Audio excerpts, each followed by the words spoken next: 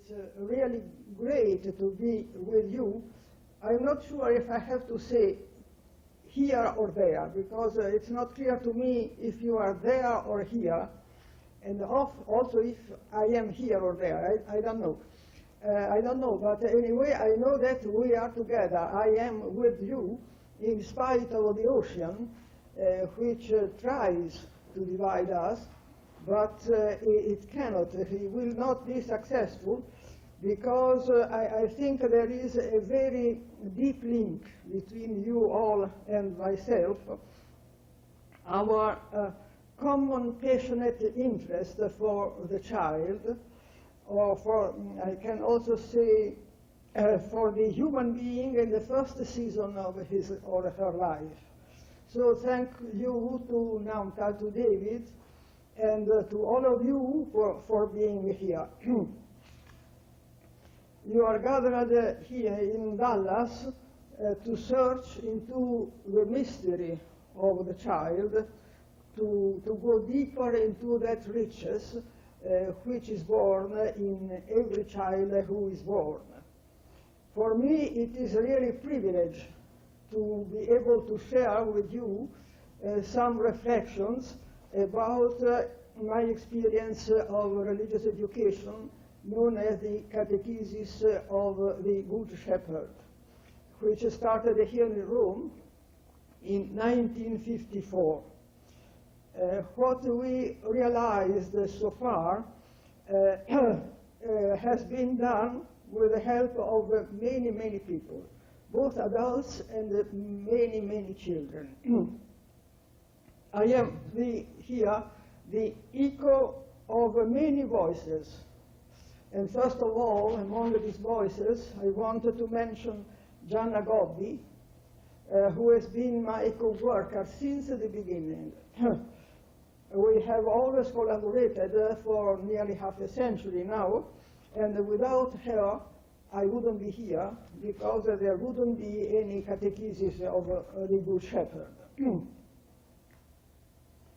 As you know, Maria Montessori was very aware of the religious capacity of the child. She spoke of childhood as the sensitive period of the soul. In 1915, she had her first experience with the children in the religious field in Barcelona. And she had been, at that moment, she had been watching the new child already for a long time. But anyway, in Barcelona, she saw something new in the new child.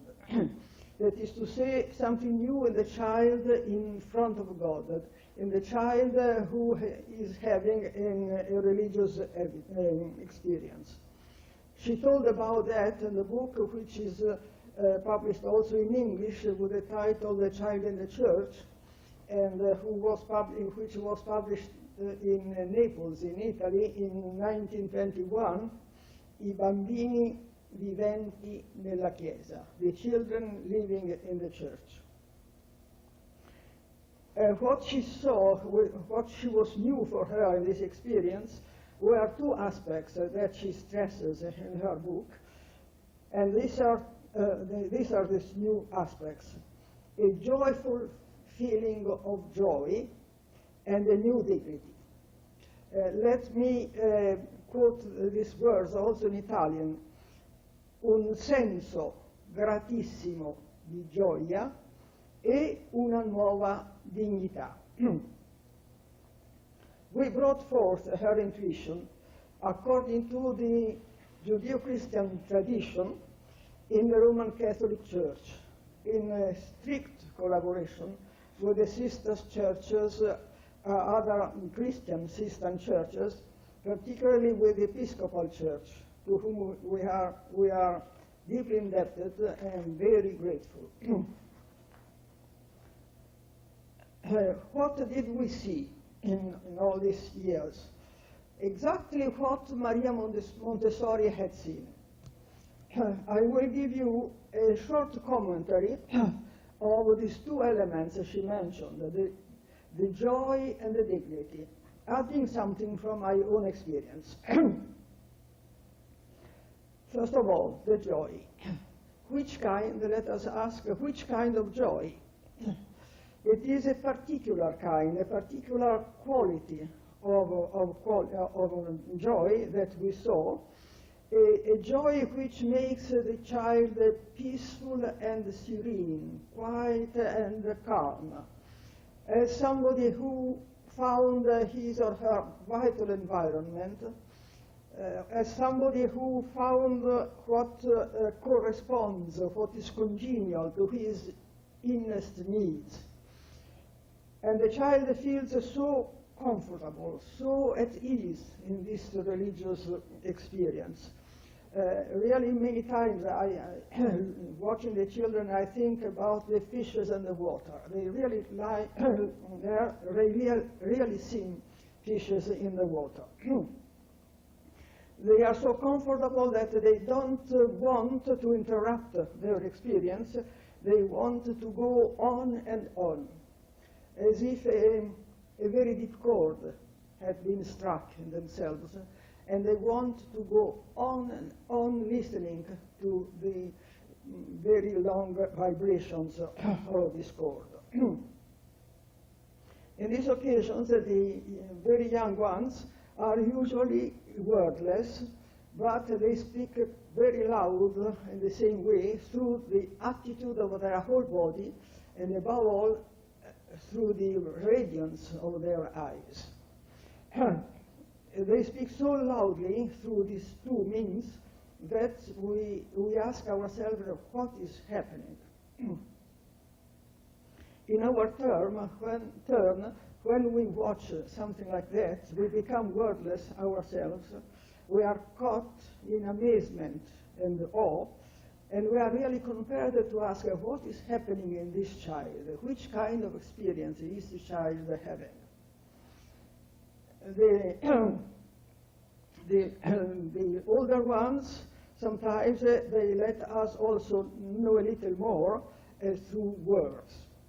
A little girl who was with a handicapped girl, 4 or 5 years old, mental age maybe, concluding the prayer which she had done with all the other children, said, "My body is happy."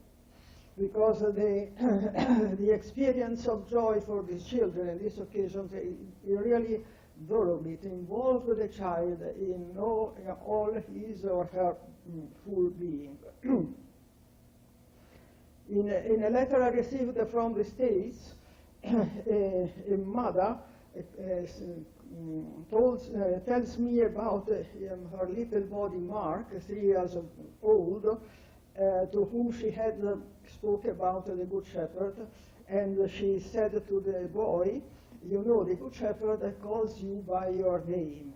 And Mark said, "No, he doesn't. He calls me Joy." And quite recently, in my atrium, after a celebration of Mass, and the Mass in our atrium lasts, with the preparation and the celebration, lasts 2 hours, two boys, 10 and 8 years old, were keeping hugging the one the other and making some movements that could have been interpreted as a dance, seemed like a dance. And I asked these 2 boys, "What are you doing? Are you dancing?" And they answered, "No, we are not dancing, but we are so happy and we don't know why." Let us speak now about the second element that Maria Montessori noticed, the dignity. The dignity of the child in his or her religious experience. It is a dignity of a person who is capable of having a personal relationship with God, independently from the adult. I would like to stress independently from the adult. The children are not an appendix, they are not a shade of the adult. They are really a person who stands in front of somebody. He feels or she feels to have a connaturality with.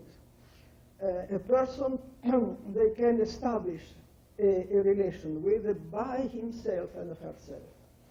A little girl in Mexico, 3 years old, her mother wanted to make her pray. And the girl said, I pray alone and in silence.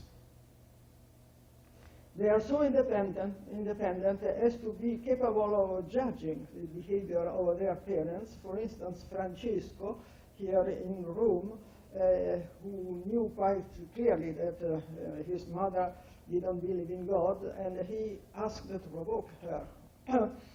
He asked the mother, whom do you love better, myself or God? The mother said, of course, you.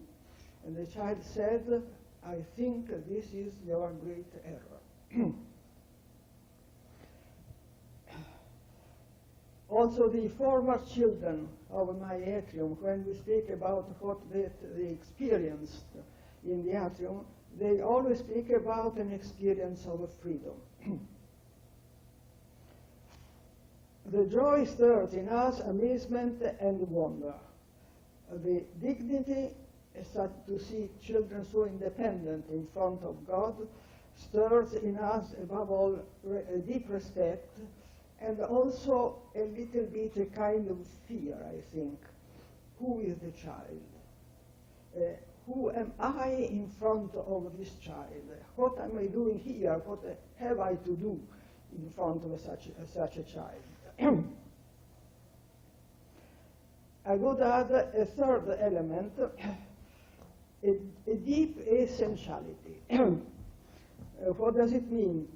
It means that we are never allowed to speak about secondary things. We can never use diminutives. We cannot use superfluous words. Also, Maria Montessori said to the teachers, let your words be counted. We always have to stay at the core of things. This is the most severe lesson the child has taught us. Willingly or unwillingly, we had to verify that the child is really the teacher of the adult. He is a very good teacher, but also a very demanding teacher. We had to learn, with some problem at the beginning, we had to learn the lesson of the essentiality. As soon as we get off the essential, the child abandons us. The little ones, they physically abandon us because they take their chair and they go. Essentiality seems to be a very important part in the child's program. A hard program, but really worthwhile. At the beginning, we reacted with some fatigue, I must confess. It was hard to accept that certain themes we had studied very carefully, some materials we had prepared with some efforts were of no use. But later, we accepted this lesson with immense gratitude, because the children prevented us with their essentiality, whether their need to be essential, prevented us from being lost in secondary things, prevented us from falling into intellectual complications. And I think that with me this risk was great.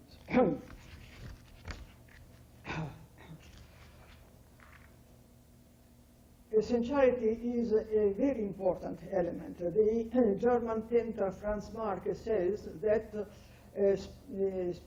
spiritual life is to distinguish what is essential from what is not essential. If this is true, and I do believe that this is true, the child is really a teacher, a very good teacher of spirituality. And this brings us back to the dignity. The child is somebody who lives in the upper sphere and doesn't want to slope downward.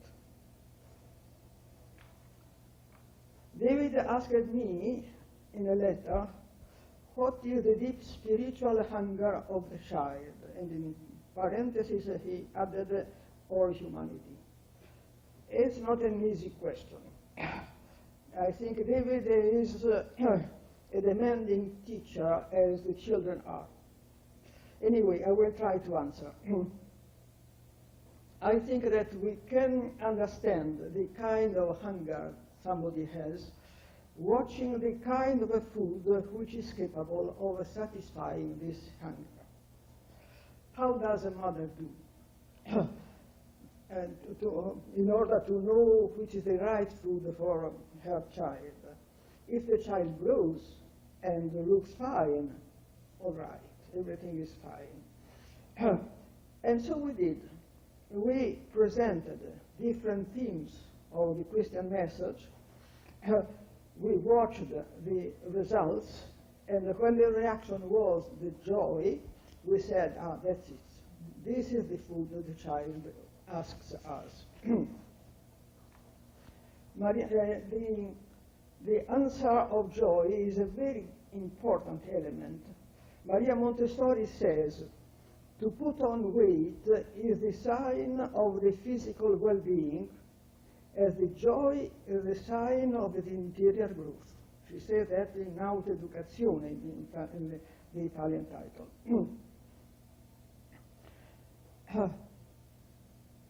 So when we saw that the child responded with this particular kind of joy, I tried to describe, we said that we had detected some important point for the child. Above all, I will give you just an example.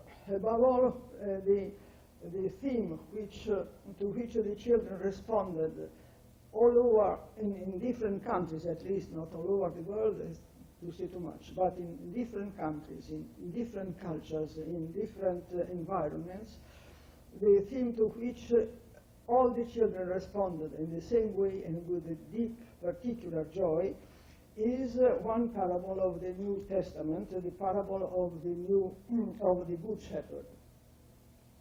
That is a parable which has its roots in the Old Testament, and in the New Testament, in the Gospel of John, is applied to Jesus. There are several points in these parables. The Good Shepherd gives his life for his sheep, guides his flock, looks for the sheep which is lost, and so on. These are the themes, the aspects of this parable which strike above all the adults and which don't say very much to the children. There is one element, one point that really strikes and impresses very deeply the child. A child, I stress once more, belonging to any environment, to any culture, that the good shepherd calls the sheep by their name. What does it mean? It means that the shepherd has a personal relationship with each one. We are not just a number among many others. Everyone has his or her own name. Everyone is a person in front of the Good Shepherd. Let me tell you some other facts. The little Maria here in the hospital in Rome, in the department of leukemia, she was very sick. She was very alone because her parents were from the south, and so they could visit her just from time to time. When she knew the Good Shepherd, she started singing. She scarcely spoke, but after this parable, she started singing, and she invented a song herself. And the nurses heard her singing, "He knows my name." Such reactions we noticed in children who are surrounded by a loving family, but also from children deprived of such an environment. Now, if we are convinced, as I am convinced, that the Good Shepherd, the parable of the Good Shepherd, is the right food for the child, we can also ask ourselves why. What does this parable give to the child? Which is the hunger it satisfies? I think it is the hunger for relationship. The need of having somebody to be in relationship with, to have somebody who knows me personally, somebody whose voice I can get accustomed to, somebody who calls me by my name and I can answer him saying thou.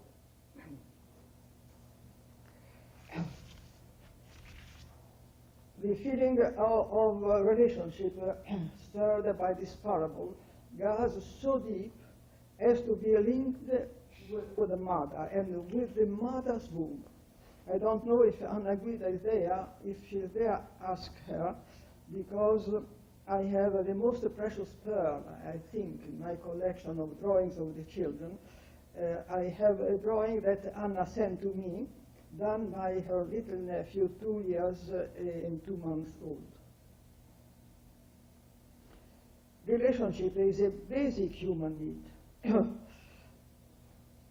We must be in relationship in order to live, otherwise we cannot really live.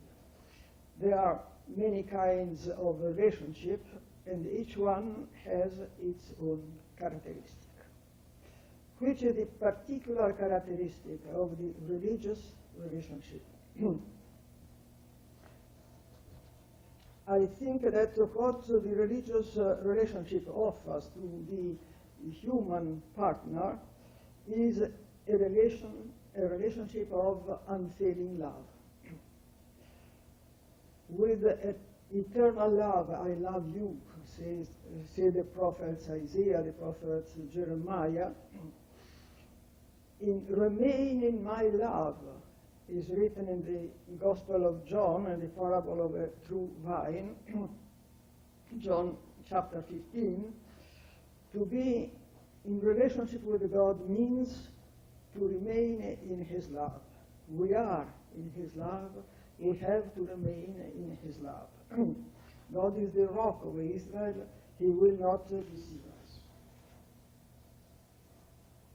Also the children, without any religious education, who do not even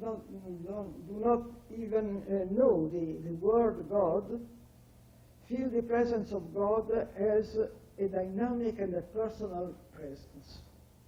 Not a vague divinity which has to be adored from afar, somebody I may interact with. Allow me to read you a short passage from this book, which has been written by a woman who, when she was 3 years old, had this incredible experience. She said that she was on a meadow during the sunset, and she says, I was caught in limitless beauty and a radiant singing splendor. At the same time, with a cry of wonder in my heart, I knew that all this beauty was created. I knew God. This was the word that my parents had hidden from me. I had nothing to name him. God, Dieu, Allah, or the Lord, as he is named by human beings. But my heart knew that all was from him and him alone, and that he was such that I could address him and enter into relationship with. Through prayer, I made my first act of adoration. This personal relationship with God is the richness that the Judeo-Christian tradition is handing over to humanity. God is the God of the covenant. Covenant and relationship are synonymous. Covenant is a biblical word which means relationship. Relationship is the daily word we use very frequently. Covenant is an expression of the biblical language. We can say that God is the God of the relationship ideal, if we wanted to quote Buber. God is in search of man and waiting for him as answer. God is calling every creature by his or her name, waiting for this creature to answer him. Of course, I speak according to my own tradition, which is the religious base of our Western world, and according to what I have seen in nearly half a century of watching children. The child seems to reach the completion of his or her being, as Bultmann said. For Bultmann, the religious experience was the completion of the being, of the human creature. The child seems to reach the completion of his being in the relationship with a personal God, being a partner of the covenant. Of course, there are other traditions which stress different riches, which propose different relationship with the transcendent. To be faithful to my tradition, is it a limitation? We can ask this question. But let me answer remembering you that there is another basic human need, which is related, after all, to the need of relationship, the need of belonging. We need to belong to a family, to a country, to a culture, and so on. It's a very good, very noble ideal, a very noble aspiration to be the citizen of the world. But at least in the world as it is now, because in the future we cannot know, but as it is now, there is, in this noble ideal, there is the risk of becoming somebody without roots, somebody who has no soil under his feet. And with this regard, there is a lesson that nature teaches us. Of course, in nature there are many trees. There are small trees, there are big trees, there are trees with a very large foliage, but there is a very strict rule. It's very good to sit down under the shadow of the large trees, but the tree has to respect a basic rule. The size of the foliage must correspond to the size of the roots. If there is not this balance between the foliage and the roots, the tree cannot live. The tree falls down and dies. In the human being, I think the roots are our own tradition. The foliage is the capacity of a being open to wider and wider horizons. Only if we are firmly bound to our soil, to our tradition, we will be able to have a vital interchange with the other cultures and the other traditions. We will be able to offer the others our riches and to receive the others' riches and to take advantage from the others' richness. If we don't reach this balance between fidelity and openness, fidelity to our own tradition, openness to other visions of the world, we risk to be sterile and we risk to lose our personality. I will close now my talk, sending you my warmest and most heartfelt wish, a wish of a great joy. The joy which was granted to me for many years, a joy that I shared and I share with so many people, a joy which is joined with wonder, with amazement, with awe. I am sorry that my English vocabulary is poor, because I would like to add many other words. But maybe I can synthesize all these words in just one, an immense gratitude. an immense gratitude to God from whom I received this gift, and to each one of my fellow catechists and to all the children who made this experience possible, who made this experience possible for me. I wish you to enjoy the vision of the new child, in his or her mysterious relationship with God, with the transcendent. I wish you to enjoy the vision of the human being blossoming at the warmth of a person or of a reality who is greater than us, who calls us to the fullness of life, who calls each of us by his or her name, who attracts us to the completion of being, who calls us to an experience of unfailing love. This is my heartfelt wish to all of you. Thank you.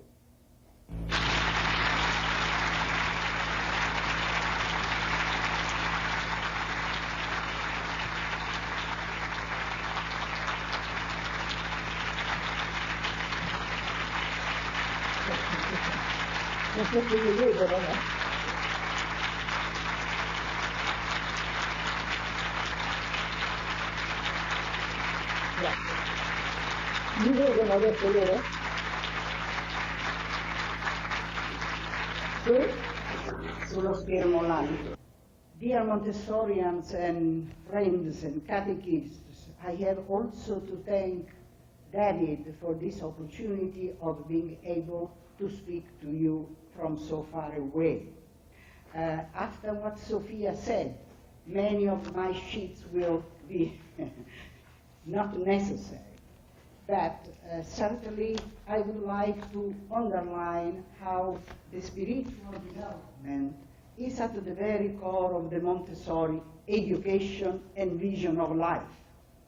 We recognize in Montessori not only the enormous religious potential of the child, but also the many parts of this richness that is meant to produce, when properly helped by the environment, what Montessori herself calls the greatest and most consoling wonders of nature. Already in the womb and later at birth, the children have many physical and psychological possibilities of and necessities of transcendence. And this is part of our true human nature. That's what distinguishes us from all many other forms of living things around us. The gift of the reflexive intellectual power and the will to choose our behavior. This century that is now at the end has been really an extraordinary time of discoveries about external world, but I think mainly about ourselves. Freud, Einstein, Montessori, and the many, many others relevant people that are contributing all through the centuries have given us a totally new way of thinking and have given us also a completely new light to the knowledge of our mind, of our inner potential, and of the meaning, what are the developmental periods of the children. We look now in a totally different way to what it is the reality of energy and matter, of matter and mind, and also of what it is our human consciousness. The matter and mind and the fundamental unity and interrelatedness of the universe and the intrinsically dynamic nature of its phenomena make it possible today that physicists and mystics talk the same language, exploring different levels apparently, but in both cases these are the sensory perception of what it is life. And the spiritual dimension emerged and still do in many fields that seem apparently so far away from religion: psychology, social life, politics, any field of science. We are really at a turning point that needs a shift in our consciousness, which must become absolutely what is called now a cosmic consciousness, if we wish to understand better our participation in the great plan of God and evolution. We are enlarging even our sensory capacity of perception. We are surpassing what are the limits of the five sensory personality and acquiring a very much wider frame of reference for our existence. What was thought to be only a religious faith in the past, and as such could be present or not in the life of the human beings, is now a real necessity of our life. Spirituality must come out from the inner potential, and from the very beginning, a living being, as Sofia so clearly told us, is searching for the relationship with the Creator and the creation, and is never satisfied until this fundamental discovery can happen. We have now scientists, as I said, who tell us that the universe is an enormous psychic spiritual reality. The story of the universe is a story of an emergent consciousness process. All things share in this, though at certain levels, this is a minimal in its expression. We ourselves, the humans, are that beings in whom the universe reflects on and celebrates itself. This comes from a religious person, Father Tom Barry, at the Global Survival Conference that has been given in Oxford in April 1988. In our process of humanization, also called the process of becoming a person, we need to discover and to come in touch with our real self, what we can say is the divine part in ourselves. The talents we received freely with the gift of life need to be used wisely in the environment. And to achieve this, it is necessary to have the help of the adults who are in charge of the development of children at any level. Of course, first are the parents, then the teachers, the catechists, all providing what is necessary for the right growth of the children. In the process of becoming a person, the many facets must all be given importance so that an harmonious individual person can finally emerge. And the spiritual dimension is of paramount importance, and spiritual development is very well underlined in Montessori when she says, much before a biologist could become aware that love is the most important force which protects the species and explains its survival, religion had pointed to love as the force which maintains life. It is not enough to be created. It is necessary to be loved in order to be able to live. And so this goes very well with what Sofia has told us. In our catechesis of the child, even before 3 years old, can discover that he is loved in a very special way, is called by name, is taken care, etc. I am loved forever. I will skip all what has been already said. Montessori continues telling us children need to get from the environment the constructive material for assembling themselves. And we must take care and give food to the internal child and then wait for his manifestation. It seems to me that this is exactly what we try to do in the catechesis and what has been suggested just now. Give the essential in words and materials and then step away, letting the shepherd and the child live together their personal relationship. After the experience of Barcelona, the famous Church of the Children, Montessori acknowledged the great religious potential of children, saying, "I was convinced that their soul accept the mysteries with sweet faith and with an absolute simplicity, as if all what is God were comprehensible for them, and absurd all what denies him. Their conquest accompanied them all through the life." And this is another very important thing to remember. The young child, she continues, has not only intellectual needs, but much before his intelligence unfolds and is satisfied, his open and pure soul reflects the divine light.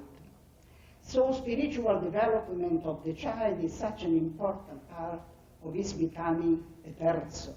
We must take it very seriously and think about how to provide this right food for the inborn potential.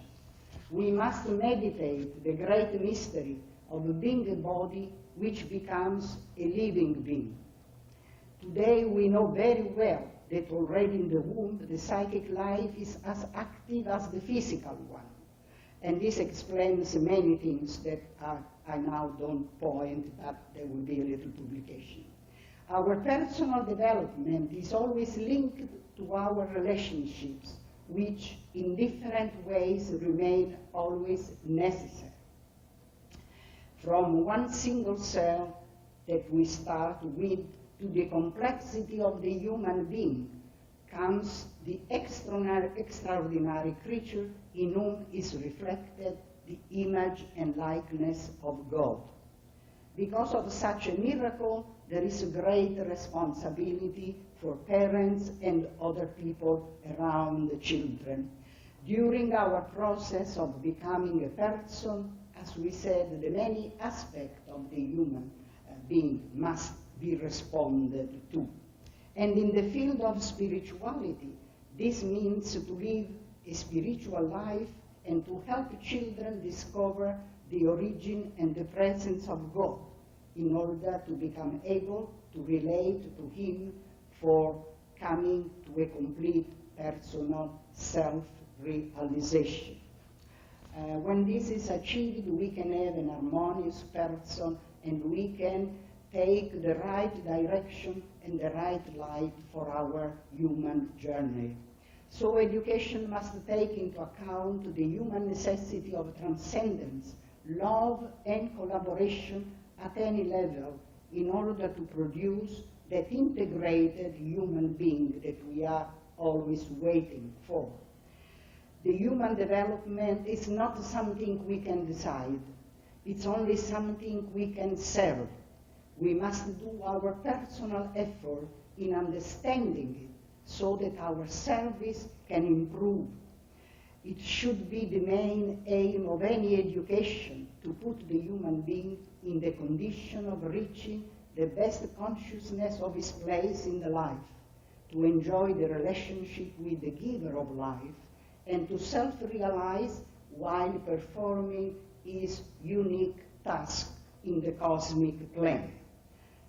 The current spiritual renaissance, even outside the religious traditions, traditional institutions, shows the necessity and the desire of strengthening our human spiritual potential and heritage. And I will close with a quote from Erwin Laszlo from his book, The Third Millennium, The Challenge and the Vision. And he says, "Our economic power and technological sophistication will be matched with a deeper spiritual and emotional maturity. This is the creative evolution we need in order to consciously evolve our world and bring ourselves and our children safely to a soft landing in the postmodern age of the third millennium." I think this is continuing the great work Montessori started, and I thank you very much for listening, and I hope to be able to meet you again, maybe not through the screen. Thank you very much.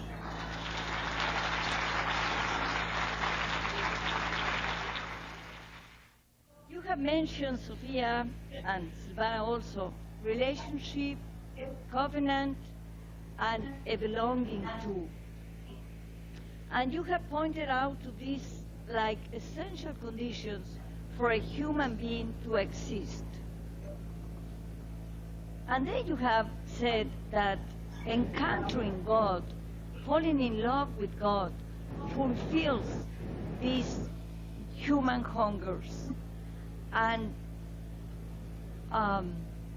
gets to an immense joy and a new dignity. I do agree with you, but why? I agree with you because what I have seen and what I have heard in the children. What makes me say yes to you, not just friendship, not just, well, they are big scholars, but is the children. You have said it because you have seen it. And I said yes to you because I have also seen it and heard it. And I'm sure many people here will have that same answer.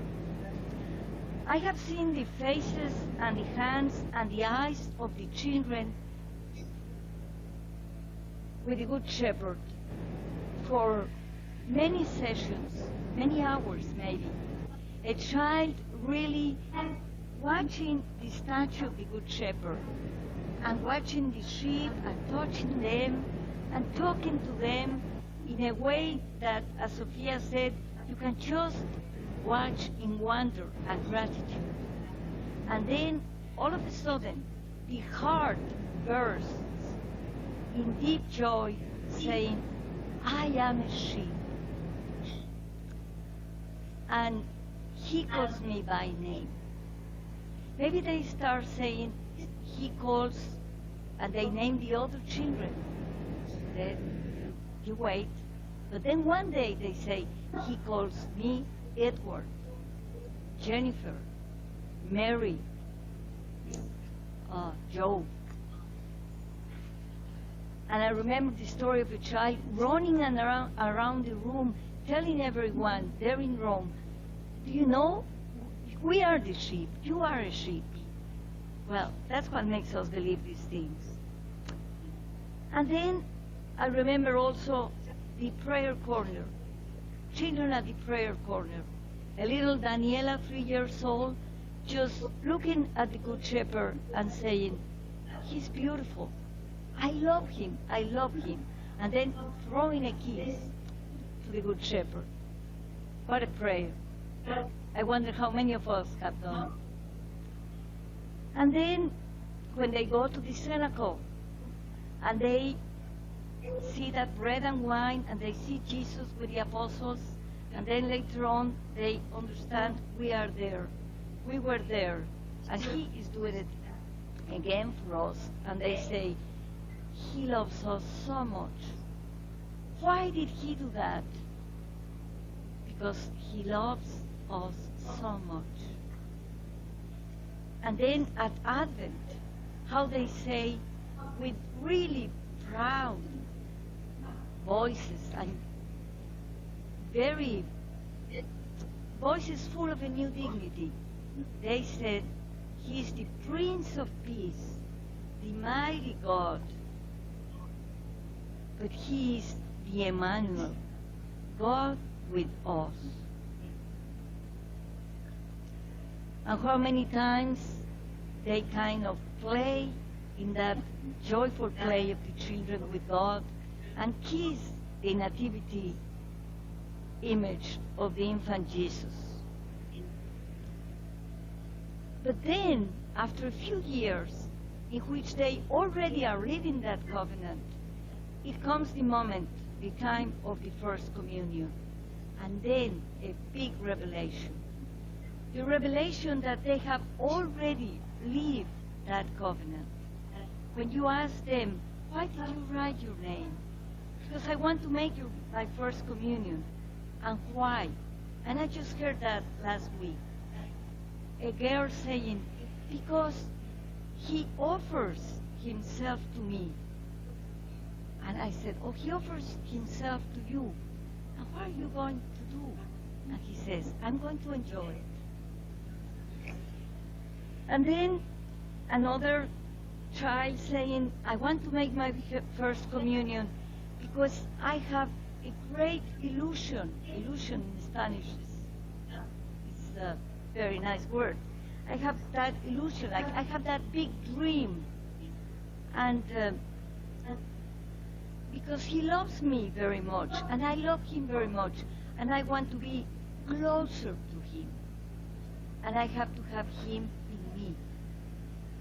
And another little boy, 5-year-old, several years ago, he said, I want to make my first communion because I want to be full of light and touch with his little hands all his body.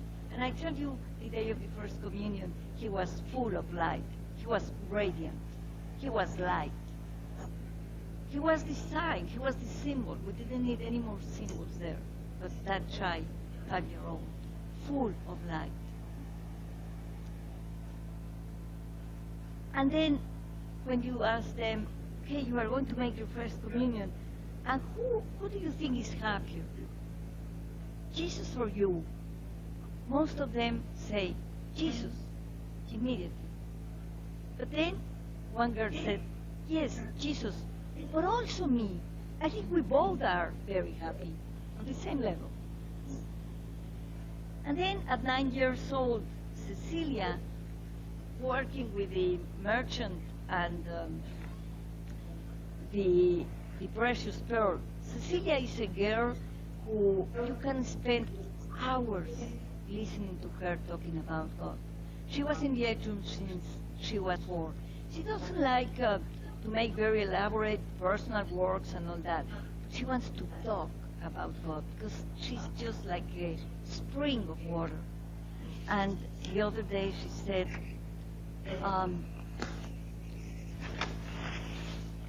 Jesus is the merchant. I am his precious pearl. Don't you realize, looking at me very seriously, don't you realize that it's just like the good shepherd and the sheep? Jesus is the merchant and the good shepherd. I am the precious pearl and the sheep. It's the same. It's just the same. And when they get older and they have really lived this covenant already, it comes the true vine and the history of the kingdom of God. And then they really find where they belong to. Not just to whom they belong. They have found that with the good shepherd. But where they belong. They belong to the true vine. I'm the vine, you are the branches. And they belong to a history, a unique, immense history, which God and man are doing together. A history full of gifts, from minerals, stars, flowers, the earth, to human beings, and then to a God who became man and lived and died and is risen. That's where they belong. And they belong to be active in this history, a history which will continue, will continue with God and with them. And that's what I have seen and I have heard. And that's why I agree with you in that joy, in that new dignity. And thank you.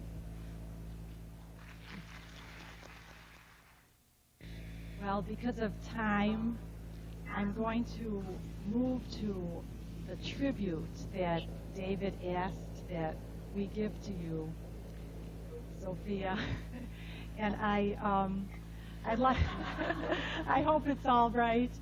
I know that what I want to say is that it was both to prepare this tribute. It's both very easy and very difficult to prepare a tribute for Sofia. It's easy because there's so many things I could say, but it's difficult because I think you do not want a tribute. But I thought if you would let me say 3 things, just 3 things. The main thing I would like to say is that Sofia is a catechist, along with all the other catechists. And though she and John Agobi have held the vision for this work, which was begun in 1954, 45 years ago this month, they have continued to work with children in the prepared environment, which is the atrium. They have enjoyed 45 years with the children. When Sofia sends a Christmas greeting, often it's a photo of children in her atrium working with the materials. Last month, I received in the mail an envelope from Sofia with some drawings done by children in Croatia, in Mexico, but from children also in her own atrium in Rome. So, Sofia, your example to us is that the center of all our work is the time we spend with the children in the atrium. I would also like to say that the themes that are offered to children in Catechesis of the Good Shepherd have really come from the children. As Sofia expressed, as you said so beautifully, they have come from the children. It's their interest and their activity, but most of all, like you said, their joy, which guides and refines what we do with children, what goes on in the atrium. But I think it is also Sofia's scholarly work and Jana's Montessori study, along with their acute perception of the children, that has helped them know which biblical passages or moments of the liturgy to offer the children and how to do it. Then they simply wait with humility to see the children's response. And I would also like to say something that I learned from Patricia Coulter in Canada.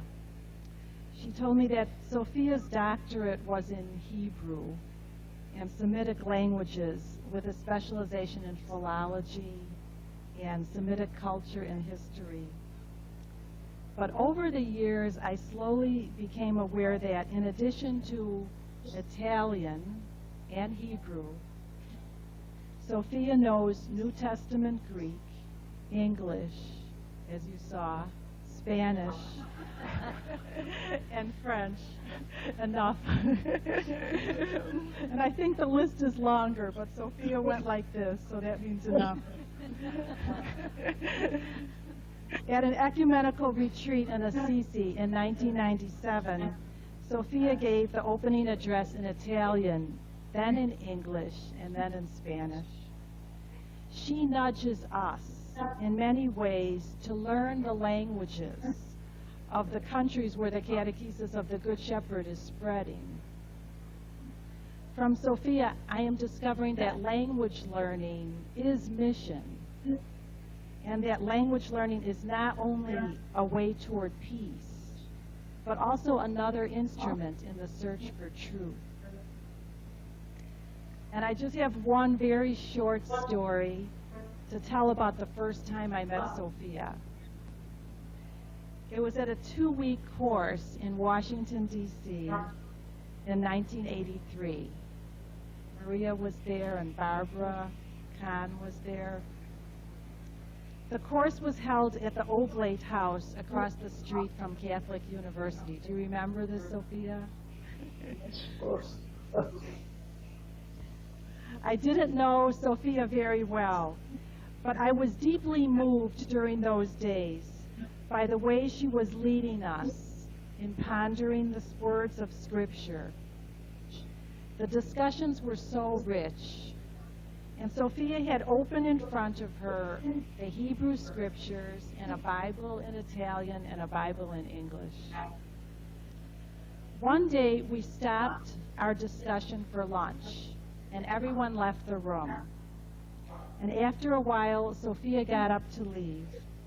And I don't think she knew anyone was still in the room. And as she walked toward the door, she stopped at the different Bibles of the participants, removing a drinking cup from on top of one Bible and a soft drink can from on top of another Bible, and so on. And I think this is the reverence that is at the heart of the Catechesis of the Good Shepherd. And I'm very grateful for this reverence, grateful to Sofia and Silvana and Jana and all the other catechists. So thank you for being here with us.